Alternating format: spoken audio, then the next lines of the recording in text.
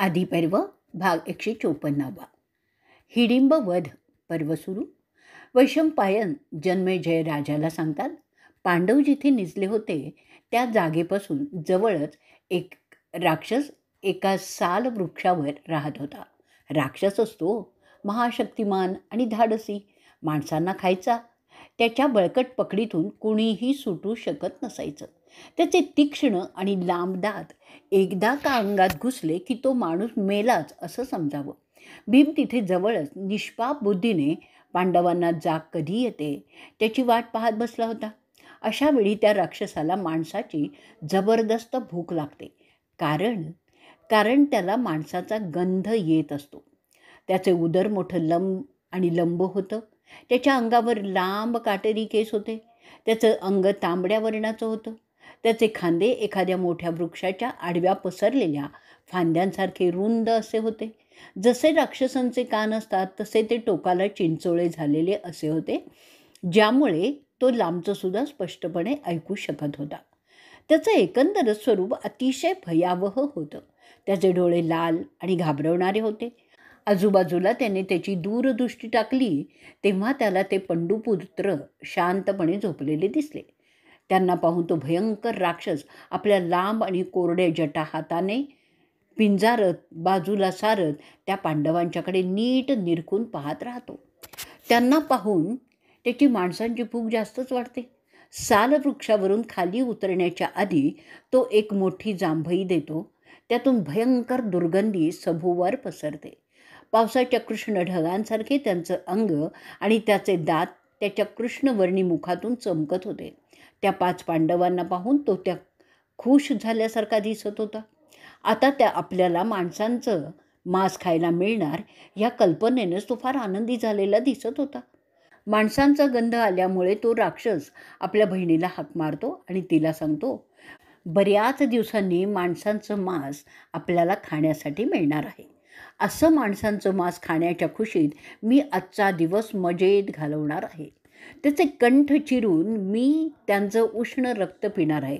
तरी तू जाऊन माहिती काढ की हे कोण आहेत आणि इथे असे अरण्यात काय करतायत. त्यांच्या मांसांच्या गंधाने मी त्यांना खाण्यासाठी अगदी उतावीळ झालेलो आहे. त्यांना मारून माझ्याकडे घेऊन ये. ते माझ्या हद्दीत झोपलेले आहेत, त्यामुळे त्यांना भिण्याचं तुला काहीही एक कारण नाही. मी सांगतो ते पटकन कर, म्हणजे आपण दोघं त्यांचं मांस एकत्र बसून खाऊ. त्यानंतर आपण तो आनंद साजरा करण्यासाठी खूप नाचू. आपल्या भावाचं ते बोलणं ऐकल्यावर त्याची बहीण, जिचं नाव हिडिंबा, ती त्या झोपलेल्या 5 भावांच्या जवळ जाते. जवळ गेल्यावर तिला असं दिसतं की ते 4 झोपलेले असून त्यांच्याबरोबर एक वयस्कर स्त्री निजलेली आहे. एका बाजूला अजस्त्र शरीर असलेला कोणीतरी बसलेला आहे. त्या अजस्त्र देहयष्टी असलेल्या भीमाला पाहून ती राक्षसी त्याच्या प्रेमात पडते. त्याचं सोनेरी रंग असलेलं शरीर आणि रुंद बांधा, कमळासारखे डोळे, मजबूत आकर्षक गर्दन, हे सगळं पाहून ती ठरवते की ह्याच्याशी आपण लग्न करायला पाहिजे. त्याच वेळी ती ठरवते की ती तिच्या भावाची आज्ञा मानणार नाही. तू जन्मेजया जाणतोसच की मुलींचं प्रेम पतीवर भावापेक्षा जास्त असतं. ती विचार करते, भावाच्या आज्ञेचं पालन केलं तर त्यामुळे थोडा वेळ मजा करता येईल, पण जर मी या सुंदर पुरुषाला प्रसन्न केलं तर मात्र आयुष्यभर सुखात राहीन. असा विचार पक्का झाल्यामुळे ती राक्षसीण, जी कोणतंही रूप धारण करू शकत होती, ती एका सुंदर स्त्रीचं रूप धारण करते. त्या सुंदर रूपात सर्वांगावर दागदागिन्यांनी मढवलेली ती हिडिंबा राक्षसीण महाबली ही भीमाच्या जवळ जाण्यास सुरुवात करते. तिच्या मुखावर प्रेमळ स्मित होतं. तिची चाल मंद आणि मोहक होती. त्याच्याजवळ गेल्यावर ती भीमाला विचारते, अहो महाबली, आपण कुठून आला आहात? आपण कोण आहात? हे दुसरे कोण आहेत इथे निजलेले ते मला समजेल का? आणि ही स्वर्गीय तेज असलेली महिला तरी कोण आहे? ते इथे असे झोपले आहेत जसे काही ते त्यांच्या घरातच झोपलेले आहेत. तुला कदाचित माहिती नसेल की ही वनातील जागा राक्षसांची आहे. इथे एक महाभयंकर राक्षस, ज्याचं नाव हिडिंब आहे, तो राहतो. आपल्याला पाहून मला माझ्या क्रूर भावाने तुम्हाला मारून टाकण्यासाठी पाठवलेलं आहे. त्याला तुम्हाला खाण्याची इच्छा झाली आहे, परंतु खरं सांगते, तुला पाहून मला तुझ्याशी लग्न करण्याची इच्छा झालेली आहे. आणि म्हणूनच मी तुम्हाला मारण्याच्या मनस्थितीतच नाही आहे. मला खात्री आहे की तुला सर्व रीतिरिवाज माहिती आहेत आणि त्याप्रमाणे जे उचित वाटेल ते करावं.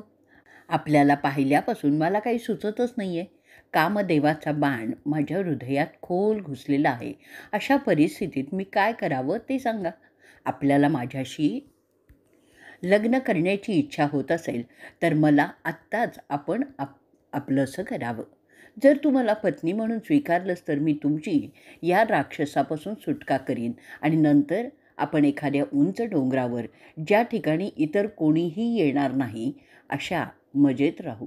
मी माझ्या सिद्धींनी सगळं काही जसं पाहिजे तसं उत्पन्न करीन.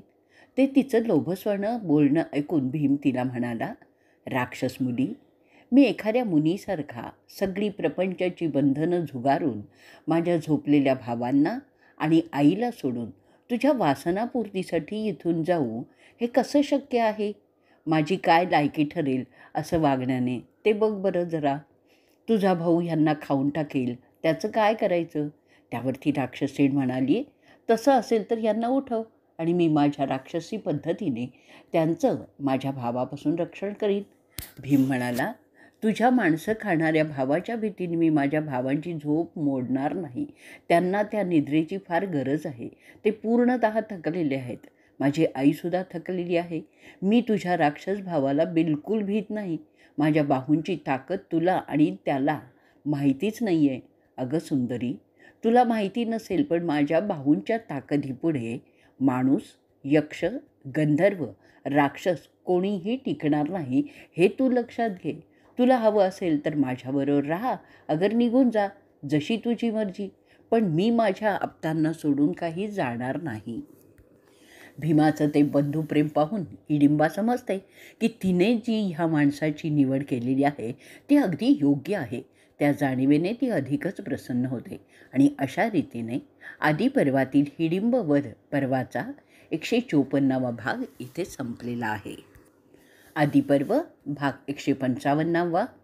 हिडिंब वध पर्व पुढे चालू. वैशंपायन पुढे सांगतात, हिडिंब राक्षसांचा राजा बराच वेळ त्याची बहीण हिडिंबा परत आली नाही म्हणून त्या साल वृक्षावरून उतरतो आणि ते पांडव जिथे झोपले होते तिथे लगबगीने निघतो. लाले लाल झालेले डोळे, अंगावरील केस ताठ उभे, जसं तो भारी संतापलेला आहे. त्याचे दात तीक्ष्ण आणि लांब टोकदार, हाताची नखं लांब आणि धारदार, तोंड मोठं उघडलेलं, जणू काही आत्ताच तो खाणार असं त्याचं भयावह रूप. ती त्याची बहीण त्यांना येताना पाहते आणि ती घाबरून जाते. त्या घाबरलेल्या अवस्थेत ती भीमाला विनंती करते, तो बघा, माणसं खाणारा माझा भाऊ राक्षस हिडिंब चवताळून येत आहे. या ठिकाणीच येतोय आणि तो. तरी तुम्ही सगळे लांब पळून जा आणि मी सांगते तसं करा, म्हणजे मी तुमचं संरक्षण करू शकेन. तुम्ही खूप धैर्यवान आहात हे मी जाणते आहे. तरीही तुम्ही माझ्या पाठीवर बसा, म्हणजे मी तुम्हाला उंच आकाशात घेऊन उडेन, जिथे माझा भाऊ तुम्हाला शोधण्यासाठी येणार नाही. हिडिंबीचं ते विनवणीचं बोलणं ऐकून मोठ्या प्रेमाने तो बलाढ्य वायुपुत्र तिला आश्वासन देतो की, प्रिये, मी असताना कुणालाही माझ्या भावांच्या किंवा आईच्या नखालाही बाधा करता येणार नाही. तू त्याबद्दल निश्चिंत असावंस. पुढे तो बलशाली वृकोदर तिला आश्वासन देतो की मी तुझ्या भावाला तुझ्यापुढे मारून टाकतो. कसं ते तू पाहत राहा. माझी छाती बघ किती विशाल आहे. माझे पाय लोखंडाच्या गदेसारखे आहेत. माझे हे हात हत्तीच्या पायांसारखे रुंद आणि ताकदवान आहेत. आता तू माझी इंद्रासारखी ताकद आणि शौर्य काय आहे ते पाहत बैस. तुझ्या भावाला मी मारल्याने तू माझा द्वेष मात्र करू नकोस. ते ऐकून हिडिंबा त्याला सांगते, अहो माणसातील स्वर्गीय सामर्थ्य असलेल्या शूरा, मी तुझा कधीच द्वेष करणार नाही आहे. कारण मी तुला माझ्या मनाने पूर्णतया माझंच मानलेलं आहे. पण मला धास्ती अशाची वाटते आहे की तू अजून माझा भाऊ माणसांना कसा चिरफाडतो ते पाहिलेलं नाही आहेस. मला तुझी फार काळजी वाटते आहे म्हणून मी बोलते आहे. त्यात दुसरा काहीही अर्थ तू काढू नकोस. वैशंपायन पुढे सांगतात, तो महाभयंकर हिडिंब राक्षस त्या दोघांचं ते संभाषण ऐकतच पुढे येत असतो. भीमाच्या गर्वोक्तीमुळे त्याच्या अंगाचा नुसता तिळपापड होत असतो.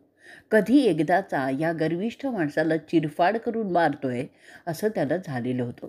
तो भयंकर राक्षस त्याच्या बहिणीला तिथे माणसाच्या सुंदर स्त्रीरूपात अर्धपारदर्शक कपड्यात आणि दागदागिन्यांनी मढलेली पाहून त्याला त्याच्या बहिणीच्या इराद्याबद्दल संशय उत्पन्न होतो. हिडिंब आपल्या बहिणीवर चिडतो आणि तिला ओरडून सांगतो, हा काय अविचार तू करतीयेस? त्या क्षुल्लक माणसाशी संभोग घेण्याचा तुला मोह होतोय का? त्या तुझ्या वागण्याने मला किती राग आला आहे हे तू समजत नाही आहेस का? तू माझ्या रागाला आता भीत नाही आहेस का? तुझा धिक्कार करतो मी. त्या माणसाशी लैंगिक संभोगासाठी तू तुझ्या सख्या भावाशी विश्वासघात करत आहेस. मी तुला सुद्धा अशाने शिक्षा करीन. राक्षसांच्या इज्जतीशी तू खेळ खेळत आहेस. त्यासाठी मी तुला शिक्षा करणारच आहे. तुझ्या पूर्वजांच्या तरी तू हे करण्याआधी विचार करायला पाहिजे होतास. मी आत्ताच त्या माणसाबरोबर तुलाही मारून टाकतो. असं बोलून तो रागावलेला बलिष्ठ राक्षस आपले दात ओठ अक्राळ विक्राळ विस्फारून आपल्या बहिणीवरच धावून गेला. हिडिंबाला त्याच्या बहिणीवर चाल करून जाताना पाहून तो बलाढ्य राक्षसापेक्षा जास्त शक्तिमान असा वृकोदर त्याला निर्वाणीचे थांब असे शब्द बोलतो. वैशंपायन पुढे सांगतात, भीम पाहतो की तो राक्षस त्याच्या बहिणीवर चाल करून जात आहे. ते पाहून भीम तुच्छतेने हसत त्या राक्षसाला उद्देशून म्हणतो, अरे हिडिंबा, तू माझ्या शांतपणे निजलेल्या परिवाराची झोप खराब करत आहेस. त्या मुलीकडे असा का जातोयस? माझ्याकडे ये आणि मग तिच्याकडे जा. एका असहाय्य बाईवर चालून जाताना तुला लाज नाही वाटत? अरे, विशेष करून जेव्हा तिने कुठलाही पाप केलेलं नसताना हे तुला शोभत नाही आहे. तिला माझ्याशी भूक घेण्याची इच्छा झाली, त्यात काय तिचा दोष आहे? ते तिचं वागणं स्वाभाविकच होतं. स्वाभाविक वागणं पाप समजलं जात नाही हे तुला माहिती नाही आहे का? संभोगाची इच्छा हा स्त्रीचा हक्क असतो आणि त्याची इच्छा केली तर ते आक्षेपार्ह कसं झालं? एक लक्षात घे की ती इथे आली ते तुझ्या सांगण्यामुळे.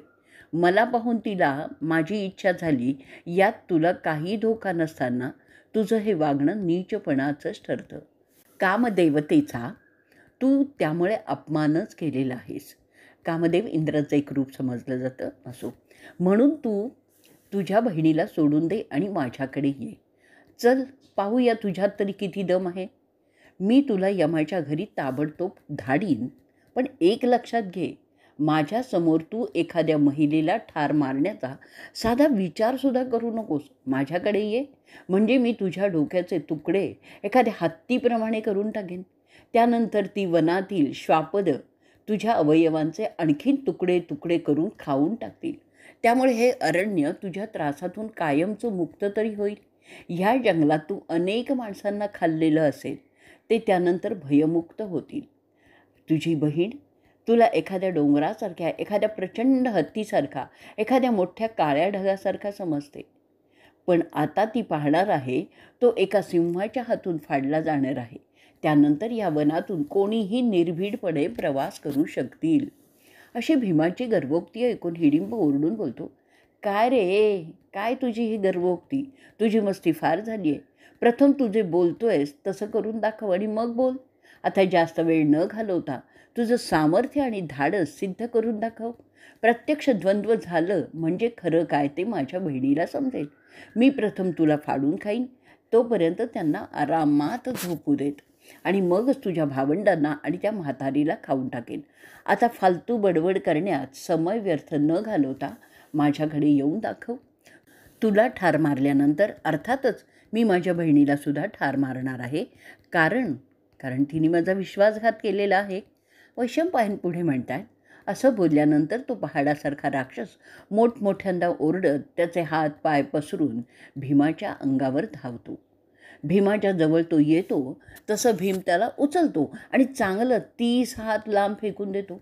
हिडिंब उठण्याचा प्रयत्न करीत असताना तेवढ्यात भीम वेगाने धावत जाऊन त्याला पुन्हा उचलतो, आणखीन दूर फेकून देतो आणि हिडिंबेकडे पाहून बोलतो, ह्या तुझ्या भावाच्या ओरडण्यामुळे माझ्या आई आणि भावंडाची झोप मोडेल, म्हणून तुझ्या भावाला मी आणखीन दूर फेकत आहे, म्हणजे त्याच्या किंचाळण्याने ते उठणार नाहीत.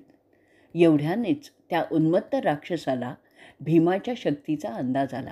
त्यामुळे त्याचा अहंकार जास्त दुखावला गेला आणि तो आणखीनच संतापाने उठला. ते जवळ असलेल्या भीमाला घट्ट पकडून तो जोराने ओरडतो. भीम त्याच्याजवळ जातो आणि त्या राक्षसाला आणखीनच दूर फेकून देतो. आता त्यांची कुस्ती, पांडव झोपले होते त्या जागेपासून बरीच दूर जाते, म्हणून त्यांची झोप मोडणार नाही अशी दक्षता भीम घेत असतो. बऱ्यापैकी लांब गेल्यानंतर भीम त्याच्याशी कुस्ती करण्यास सुरुवात करतो. त्यांच्या त्या कुस्तीमुळे त्या भागातील झाडं कोलमडून पडतात. त्या प्रचंड आवाजामुळे झोपलेले पांडव आणि त्यांची माता कुंती यांची अखेरीस झोप मोडतेच. ते उठून पाहत राहतात की हे काय होतं आहे. आणि अशा रीतीने आदिपर्वातील हिडिंब वध पर्वाचा 155वा भाग इथे संपलेला आहे. आदिपर्व भाग 156. हिडिंब वध पर्व पुढे चालू. वैशंपायन पुढे सांगतात की त्या गदारोळामुळे 4ही पांडव आणि त्यांची माता जागे होतात. भीम आणि हिडिंब यांचं द्वंद्व आत्ता त्या जागेपासून फार दूर होत आहे, परंतु त्यांच्या मारामारीच्यामुळे जी वृक्षतोड होत होती आणि त्याबरोबर हिडिंबाचे अक्राळ विक्राळ ओरडणं यांच्या आवाजामुळे ते जागे झालेले असतात. एक एक जण उठून बसतात आणि आजूबाजूला पाहतात तेव्हा त्यांना एक अप्रतिम लावण्यवती स्त्री त्यांच्यापासून जवळच एका पडलेल्या झाडाच्या ओंडक्यावर बसलेली ते पाहतात. तिला पाहून ते सगळे अचंबित होतात. ही अप्सरा कोण आहे असा प्रश्न कुंतीला पडतो. कुंती तिला विचारते, अगं तू कोण? स्वर्गातून आल्यासारखी वाटतेस. तू इथे केव्हा आलीस? तू कुणाची मुलगी आहेस? इथे अशा निर्जन अरण्यात काय करते आहेस? तू या जंगलाची देवता आहेस का? तसं असेल तर मला तुझ्याबद्दल सगळं सांग. असे प्रश्न कुंती त्या सुंदर मुलीला विचारून तिला अगदी भंडावून सोडते. हे सगळं प्रश्न ऐकल्यावर हिडिंबा तिला सांगते, हे जे विस्तीर्ण हिरव्यागार झाडींनी भरलेलं अरण्य तुम्हाला दिसतंय ना, ते एका हिडिंब नावाच्या राक्षसाचं निवासस्थान आहे. मी त्याची बहीण आहे आणि माझं नाव हिडिंबा आहे. मला माझ्या भावाने तुम्हाला ठार मारण्यासाठी पाठवलं होतं. त्याच्या निर्दयी आदेशाचं पालन करण्यासाठी मी इथे आले होते. परंतु इथे आल्यावर मी तुमचा सोनेरी अंगकांती असलेला बलाढ्य मुलगा पाहिला आणि कामदेवाने माझ्यावर कृपा करण्यास सुरुवात केली आणि मी तुमच्या शक्तिशाली मुलाच्या प्रेमात पडले. त्याला मी मनापासून माझा पती म्हणून स्वीकारलेला आहे. त्याला मी माझ्या भावना सांगण्याचा बराच प्रयत्न केला, परंतु ते माझं प्रेम स्वीकारण्यास त्यांनी नकार दिला. त्या आमच्या संभाषणात बराच वेळ गेल्यामुळे माझा नरभक्षक भाऊ चिडून इथे आला. तसं माझ्या नवऱ्याने म्हणजेच तुमच्या बलवान मुलाने माझ्या भावाला विरोध केला. आता ते दोघे आपल्या ताकदीचा प्रत्यय एकमेकांना देत आहे. त्यांच्या घमासन द्वंद्वामुळे जी झाडांची तोडमोड होत आहे त्याच्या आवाजाने आणि माझ्या भावाच्या ओरडण्यामुळे तुम्ही सगळीजणं जागे झालेले आहात. वैशंपायन पुढे सांगत राहतात. हिडिंबाचं ते स्पष्टीकरण ऐकल्यावर युधिष्ठिर उठतो. त्याच्या 3 भावांना घेऊन जिथे ते लढत होते त्या ठिकाणी जातो. भीम आणि हिडिंब जणू तुल्यबळ असे एकमेकांना ढकलत ढकलत दाबत दाबत प्रसंगी गुद्दे मारत उचलून आपटत असे लढत होते. ते सगळं भाऊ पाहतात. त्या द्वंद्वाच्या जोरदार हालचालीमुळे जमिनीची माती उंच आकाशात उडत होती. त्यामुळे वातावरणात धूळ पसरलेली होती. जंगलाला आग लागली असावी असंच वातावरण तयार झालेलं होतं. त्या धुळीने माखलेले ते दोघेही 2 डोंगर एकमेकांना भिडले आहेत असे दिसत होते. अर्जुनाला वाटलं की कदाचित भीम त्या राक्षसाची लढता लढता थोडा थकला असेल, म्हणून तो भीमाला म्हणतो, अरे भीमा, आम्ही झोपलो होतो, पण आता आम्ही मात्र चांगले तरतरीत झालेलो आहोत. जर तुला थकवा वाटत असेल तर मी तुला मदत करण्यासाठी येण्यास तयार आहे. तिथे नकुल आणि सहदेव आईची काळजी घेण्यास समर्थ आहेत. हे धनंजयाचं बोलणं ऐकून तो बलशाली भीम त्याला उत्तर देतो, माझी अजिबात काळजी करू नकोस. फक्त ही मारामारी मजेत एखाद्या प्रेक्षकाप्रमाणे पाहत बैस. हा दांडगट राक्षस अजूनही माझ्या तावडीत येत नाही आहे, पण जसा तो थकेल तसा मात्र तो माझ्या तावडीत येईल, पकडीत येईल आणि मग बघत बस काय होतंय ते. मी बिलकुल थकलेलो नाही आहे, म्हणून तुमच्या मदतीची मला आत्ता तरी आवश्यकता वाटत नाही आहे. ते आत्मविश्वासी बोलणं ऐकल्यानंतर अर्जुन त्याला सांगतो, अरे या राक्षसाला जास्त वेळ जिवंत ठेवू नकोस. आपल्याला आणखीन दूर जायचं आहे आणि आता पहाट होत आहे. राक्षस दिवसा जास्त बलवान होतात, तेव्हा आत्ताच त्याला मारून टाक. त्याच्याशी खेळण्यात समय घालवू नकोस. संधिप्रकाशात हे राक्षस अदृश्य होतात, तेव्हा त्याआधीच तू त्याला एकदाचा मारून टाक. त्याला त्याची सिद्धी वापरण्याची संधीही देऊ नकोस. वैशंपायन पुढे सांगतायत, अर्जुनाचं ते बोलणं ऐकल्यावर भीमाला त्याची चूक लक्षात येते आणि तो प्रचंड रागाने त्या आपल्या पित्याच्या म्हणजे वायूचं स्मरण करतो. विश्वाच्या अंती वाहणाऱ्या तुफान वाऱ्याचं रूप तो आठवतो आणि त्याच क्षणी हिडिंबला भीम उंच आकाशात भिरकावून देतो. त्या आकाशात गरगर भरत तरंगणाऱ्या राक्षसाला भीम म्हणतो, अरे राक्षसा, माणसाचा मांसाहार केल्यामुळे तुझे दिवस आज संपलेले आहेत. आता यापुढे या जंगलात कोणीही निर्भीडपणे प्रवास करू शकेल. यापुढे तू माणसांचं मांस खाणार नाहीस. ते भीमाचं बोलणं ऐकल्यानंतर अर्जुन भीमाला म्हणतो, जर तुला थकवा आला असेल तर मला आज्ञा कर की मी त्याची उरली सुरली जान खतम करतो. नाहीतर तूच ते करून टाक, कारण आपल्याला पुढे जायला उशीर होत आहे.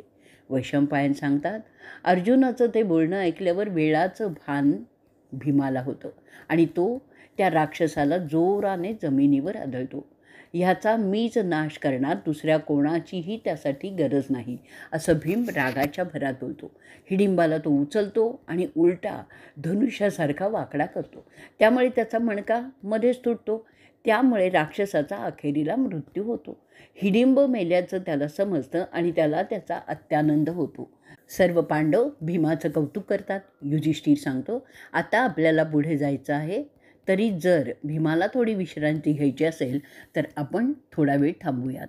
अर्जुन म्हणतो, हिडिंबा, राक्षसाची बहीण सांगते आहे की इथूनच एक जवळ छोटंसं नगर आहे. तिथे दुर्योधन आपल्याला शोधू शकणार नाही, तरी आपण त्या नगराकडे निघावं. अशा रीतीने ते महारथी आपल्या आईबरोबर त्या नगराकडे कूच करतात. आता त्यांच्याबरोबर राक्षस कन्या हिडिंबाही चालू लागते. अशा रीतीने आदी पर्वातील हिडिंब वध पर्वाचा 156वा भाग इथे संपलेला आहे. आदी पर्व भाग 157वा हिडिंब वध पर्व पुढे चालू. वैशंपायन म्हणतात, इथे सगळे पुढे प्रवास करीत असताना भीम पाहतो की ती राक्षसीण त्यांच्याबरोबर मागून चालत आहे. ते पाहून भीम त्याच्या रागीट स्वभावानुसार तिला म्हणतो, ए राक्षसेणी, तू सुद्धा तुझ्या भावाकडे जा. मायावी रूप घेऊन तू आमच्या मागे येऊ नकोस. ते भीमाचं रागावून बोलणं ऐकल्यानंतर त्याचा ज्येष्ठ भाऊ युधिष्ठिर त्याची कान उघडणी करतो की अरे श्रेष्ठ मल्लयोद्ध्या, एका अबलेशी असं बोलणं तुझ्यासारख्या शूराला शोभत नाही. पुढे तो म्हणतो, चांगल्या सवयी केवळ जीव वाचवण्याहून जास्त श्रेष्ठ समजल्या जातात. ज्यांनी तुला मारण्याचा प्रयत्न केला त्याला तू यमाकडे पाठवलेला आहेस. आता ह्या मुलीवर का राग काढतोयस? ती तर तुझ्या प्रेमात अडकलेली आहेस, म्हणून आपल्याबरोबर चालत आहे. तिच्यावर राग काढू नकोस. त्याशिवाय नकुल भीमाला त्याच्याजवळ जाऊन हळू आवाजात सांगतो, ज्येष्ठ बंधू, ही सुंदरी आपल्याला नजीकच्या नगरीचा रस्ता दाखवणार आहे, तरी तिच्याशी कटू बोलू नकोस. अशा रीतीने भीमाला कानपिचक्या दात त्याच्याच भावांच्याकडून मिळाल्यानंतर तो हत्तीसारखा प्रचंड बलशाली वायुपुत्र शांत होतो आणि हिडिंबाकडे वेगळ्याच नजरेने पाहायला लागतो. ती ललना मात्र खाली मान घालून शांतपणे सहदेवाच्या म्हणजेच तिच्या धाकट्या दिराच्या बाजूनी चालत असते. वैशंपायन पुढे म्हणतात, रूपगर्विता अशी ती राक्षसेणी हिडिंबा हात जोडून कुंतीला आणि युधिष्ठिराला उद्देशून म्हणते, आपण माझ्या मातेसमान आहात. आपल्याला कल्पना असेल की कामदेवाने पछाडलेली स्त्री किती असहाय्य होते. माझ्या या अवस्थेला आपला पुत्र जबाबदार आहे. जोपर्यंत तुमचा मुलगा मला स्वीकारत नाही तोपर्यंत माझे असेच हाल होत राहणार आहेत. त्यासाठी आपण कृपया आपल्या मुलाला माझी इच्छा पूर्ण करायला सांगा. मी माझा वंश आणि माझी मंडळी तुमच्या मुलासाठी कायमची सोडली आहेत. जर त्यांनी मला स्वीकारलं नाही तर मला मरणाशिवाय दुसरा पर्याय उरणार नाही. आपण माझ्या या परिस्थितीचा विचार करून माझ्यावर कृपा करावी. मला तुम्ही तुमची दासी केलत ना तरीही चालेल, परंतु मला आपण पाहिजे तर मूर्ख समजा, वेडी समजा, पण आता अशा असहाय्य स्थितीत सोडून तुम्ही जाऊ नका. मी तुम्हाला आश्वासन देते की आमचं लग्न झाल्यानंतर तुमचा मुलगा परत तुमच्याकडे येईल. जेव्हा त्याची तुम्हाला आठवण येईल तेव्हा तो तुमच्याकडे परत हजर होईल. एवढंच नाही तर मी सुद्धा तुम्हाला भेटण्याला येईन. मी नेहमीच तुमच्या आज्ञेतच राहीन. माझ्या मायावी सामर्थ्याने मी तुम्हाला पाहिजे ती मदत करीन, कारण मी तुमच्या परिवारातलीच आहे असं समजते. माझ्या राक्षसी सिद्धीच्या जोरावर मी तुम्हा सर्वांना माझ्या पाठीवर घेऊन कुठेही नेऊ शकते. त्याचा तुम्हाला या अज्ञातवासाच्या काळात मोठा उपयोग होऊ शकतो याचा विचार करा. मी जाणते आहे की दुरावस्थेत जो आपलं उत्तम गुण सोडत नाही तो खरा उत्तम गुणी समजला जातो. परंतु आपलं वैध कर्तव्य करताना कोणत्या प्रकारे ते केलं हे महत्त्वाचं नसतं, ते पूर्ण कसं होईल हे पाहायचं असतं. माणसाच्या गुणवत्तेची खरी परीक्षा अशा दुरावस्थेतच होत असते. तिचं हे विनवणीचं कळकळीचं बोलणं ऐकून दयाघन असा मोठा भाऊ युधिष्ठिर तिला बोलतो, तुझ्या बोलण्यात यथार्थ दिसतोय, म्हणूनच मी तुला माझ्या भावाला एकदा मिलनाची परवानगी देतो. त्याआधी आम्ही जिथे निवास करू तिथे तो त्याचे दैनंदिन विधी करील. त्या केल्यानंतर तो संपूर्ण एक दिवस तुझ्या संगतीत घालवील. त्यानंतर जसा दिवस मावळेल आमचा भाऊ परत आमच्याकडे आला पाहिजे. त्या दिवसात तुला जे काही त्याच्याबरोबर आनंद भोगायचे असतील ते घे आणि त्यानंतर तू आमची होशील. तुझ्या वचनाप्रमाणे तू आम्हाला मदत करशील. वैशंपायन ऋषी पुढे बोलतात, भीम त्यावर मान्य करतो. त्याच्या ज्येष्ठ भावाने राक्षसणीला सांगितलं आणि नंतर तो त्या राक्षसणीला वचन देतो, मला माझ्या मोठ्या भावाची आज्ञा मान्य आहे आणि त्यात मी एकच फरक असा करतो की जोवर तुला माझ्यापासून पुत्र होत नाही तोवर मी तुला पुन्हा पुन्हा भेटत राहीन, पण जास्त काळ मी माझ्या भावंडाबरोबरच राहीन. हे ऐकल्यावर हिडिंबा अतिशय आनंदी होते आणि म्हणते, जे माझा पती सांगेल ते मला नेहमीच शिरसावंद्य असेल. असं बोलून ती राक्षसीण आपल्या पतीला म्हणजे भीमाला स्वतःच्या पाठीवर घेऊन उंच आकाशात उडून जाते. त्या पांडवाला पाठीवर घेऊन ती आकाशातून जाताना भीमाला मनोवेधक असे दृश्य दिसतात, जी दृश्य फक्त देवतांनाच दिसतात. तो ती पाहतो. सुंदर ठिपके असलेले विविध प्रकारचे पक्षी मनोरम्य सुश्राव्य मधुर धून गात उंचावरून उडताना तो पाहत होता. स्वतः हिडिंबा अप्रतिम रत्नजडित वस्त्र परिधान करून त्याच्या बाजूला बसलेली होती. तिच्या देहाला मोहक सुगंध येत होता, ज्याच्यामुळे भीमाच्या वासना उद्दीपित होत होत्या. कामदेवाने त्यांचं नेहमीचं कार्य जणू काही सुरू केलेलं होतं. भीमाला संतोष होईल असं सर्व ती राक्षसीण करीत होती. ज्या प्रदेशास माणूस पायी जाऊ शकत नाही अशा वन आणि सरोवर असलेल्या माणसाला माहिती नसलेल्या स्थळांना ती त्याला घेऊन जात होती. नयनरम्य जंगलं जिथे वृक्ष फळ फुलांनी बहरलेली आहेत ती भीम पाहतो. ती त्याला हिमालयातील दऱ्या डोह झरे डोंगरावरील धबधबे विस्तीर्ण सरोवरात उमलणारी पंकज म्हणजेच कमळं त्यांच्या उमलणाऱ्या पाकळ्या हिमाच्छादित डोंगरही दाखवते. अशा प्रकारे ती राक्षसीण तिच्या जीवसख्याला आनंद देण्याचा प्रयत्न करत होती. तिथून ती त्याला विस्तीर्ण अथांग पसरलेल्या समुद्राकडे नेते. तिथील मोत्यांनी भरलेली बेटं त्याचे अथांग पसरलेले सोन्यासारखे चमकणारे किनारे तो पाहतो. तिथे वसलेली नगरं उंचावरूनच तो पाहतो. देवांना पवित्र असणारी वनं तो पाहतो. तपस्वी आणि गुह्यक जिथे वस्ती करतात अशा अज्ञात असणाऱ्या मानस सरोवराकडील तो जागा पाहतो, जिथे वर्षभर झाडं फळं आणि फुलांनी डवरलेली असतात. पुन्हा पुन्हा ती कामविव्हल राक्षसीण तिच्या प्रेमाला संतोष देण्यासाठी हर एक प्रयत्न करीत असते आणि ते सगळे भीमाला जाणवत होते. त्याचं परिणामस्वरूप सावकाशपणे तो सुद्धा तिच्याशी अनुरूप होत होता. त्याचा परिणाम म्हणजेच ती राक्षसीण गरोदर होते. तिला एक महाशक्तिमान राक्षस आणि माणूस यांचा संयोगी असा पुत्र होतो.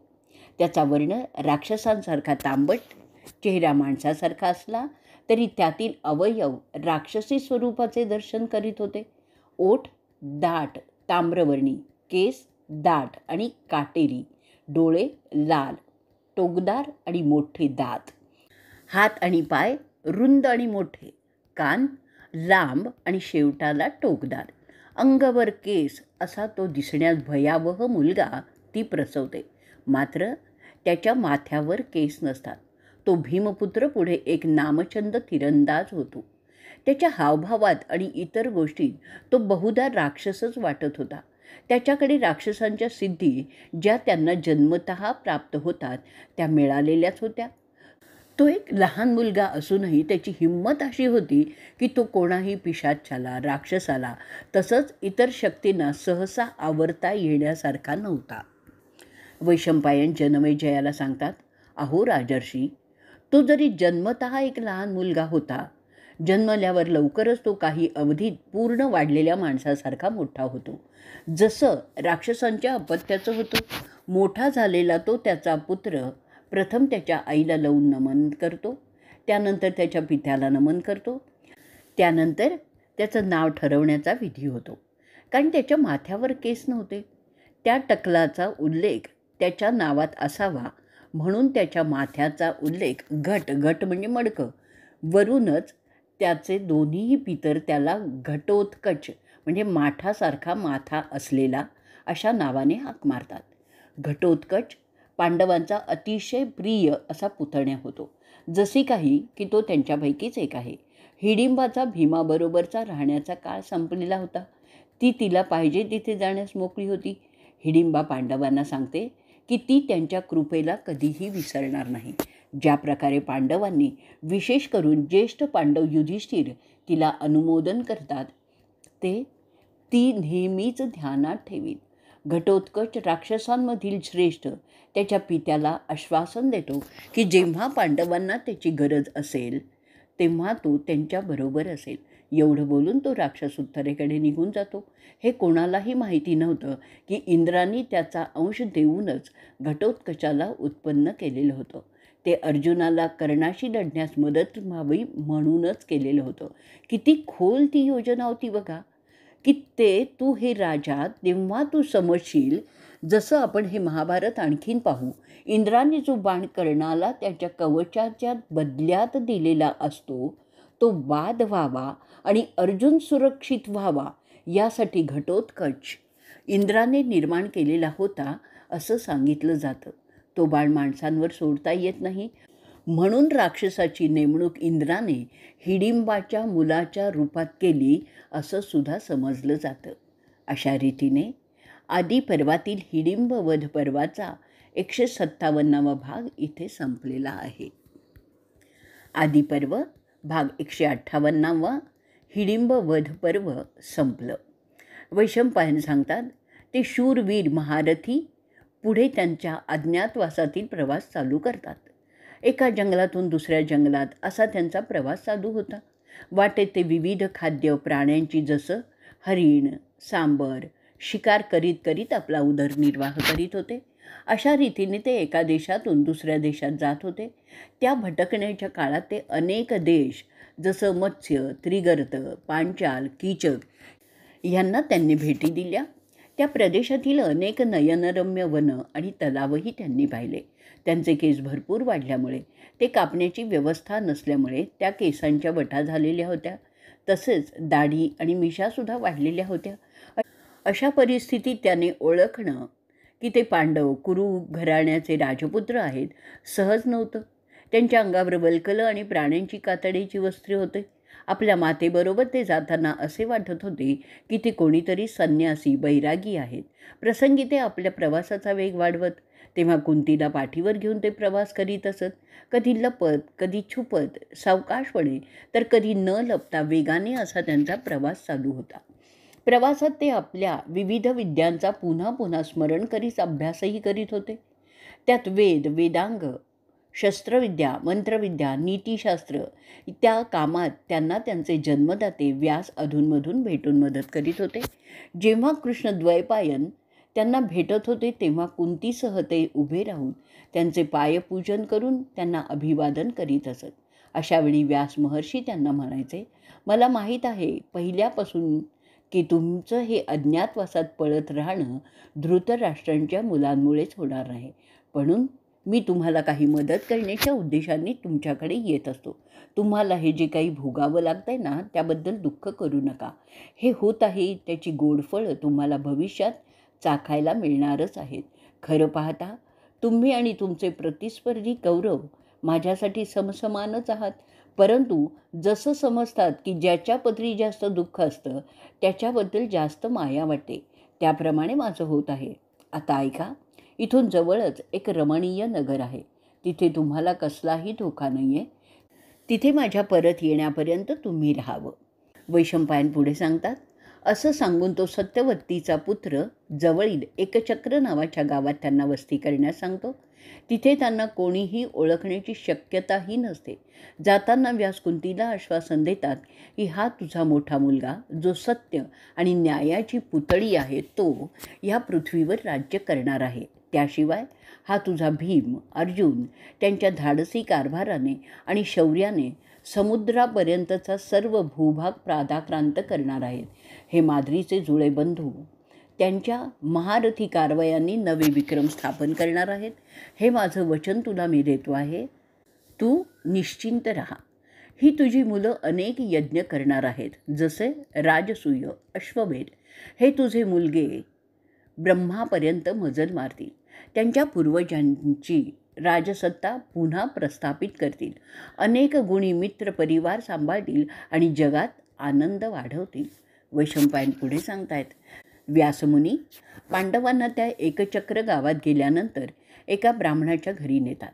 तिथे त्यांची ओळख संन्यासी म्हणून करून देतात. व्यास युधिष्ठिराला सांगतात, इथे माझी वाट पाहत राहा. इथे राहण्याचा सराव करा म्हणजे तुम्ही मजेत राहू शकाल. वैशंपायन पुढे सांगतात. अरे राजा जनमेजया, पांडव कृष्णद्वैपायनांचा हात जोडून निरोप घेतात. त्यानंतर तो महान ऋषी आल्या ठिकाणी निघून जातो. अशा रीतीने आदी पर्वातील हिडिंबवध पर्वाचा 158वा भाग इथे संपलेला आहे.